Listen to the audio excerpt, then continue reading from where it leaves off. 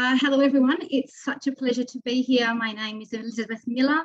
I'm from Curtin University in Western Australia, and I would first like to thank Dr. Asano Kavanagh for introducing me to NSM roughly 2 years ago, and for this opportunity to meet the NSM community, or some of the NSM community, like-minded people who care about meaning. It's very exciting for me. So I would like to start with the why. For myself, the NSM resonates with me because I have been involved in theatre arts all my life and arts in general. So it's about helping people to appreciate the variety of perspective that is possible. And I advocate for the NSM now in lots of contexts because for the same reason as theatre arts in the curriculum, an exposure to NSM can help people with no previous background appreciate the infinite depth of the human ability for meaning making. So my research at honours level, after working in the corporate world in many Japanese companies internationally and in Australia, and working in education for 10 years, been at Curtin teaching Japanese as a second language for 8 years. But I wanted to show that it's so important, as Susan Ferrandez mentioned previously, that the intercultural competence cannot come without moving out of our conceptual prison, as Annika Wiewiecka refers to in the 1997 precious version. Okay, so for myself, it's the practicality of NSM. So I did a semantic analysis and took my discourse from a range of sources, of course, blogs, but advertising. Natural language was key. I was looking at the aesthetics from the Japanese language, fuze and furu. You can try and say those after me if you like, fuze and furu. I also looked at yugen, but it exceeded the word count, so I got rid of yugen, and for the same reason I won't talk about yugen here. Fuze, we use English terms such as taste, elegance, charm, but these are completely unrelated, so we'll carry on. Furyu, similarly, taste, elegance, and refinement in English. The Japanese dictionary definitions are equally confusing because they both talk about an atmosphere. And in fact, one refers to being an atmosphere with a lot of the other. So it doesn't lead us anywhere.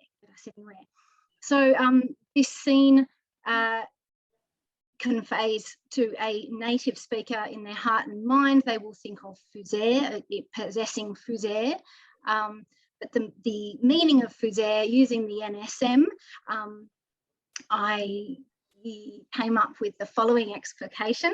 This place has fuze, so it's place. When I see this place, I think something like this. This place has been here for a long time. Many good things happened here for a long time. When I think of these times, I feel something good. Because of this, when I see a place like this, I feel something very good. I have actually removed part of my explication that might come up in the questions. Okay, in my thesis, I included the English and Japanese semantic primes side by side because I thought this was very important. I also provided the explications in Japanese, and I don't have time to read it here now. Furyu, although both dictionary definitions in English and Japanese would have you believe it's similar to fuze, it is in fact very different and found in different places.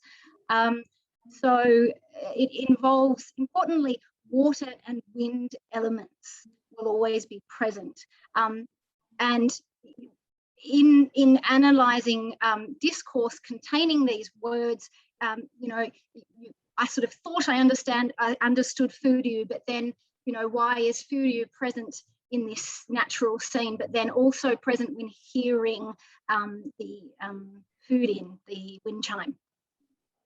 So Fudiu's explication differed to Fusere and demonstrated the difference in semantics between these two words. So I'll just show them side by side and point out these key aspects that Fusere identifies and recognises a connection to the past, and that is a connection that makes you feel good. So you recognise when you see Fusere that good things happened in the past and you feel good about that, and you feel good now because you can see the evidence of that, and that it's a physical place that you're seeing. So it's a visual experience. Whereas Fudiu, you can see and hear. So there's different senses that can perceive Fudiu. Fudiu, unlike Fusere, is restricted to Japan, and I'd love to be challenged on that.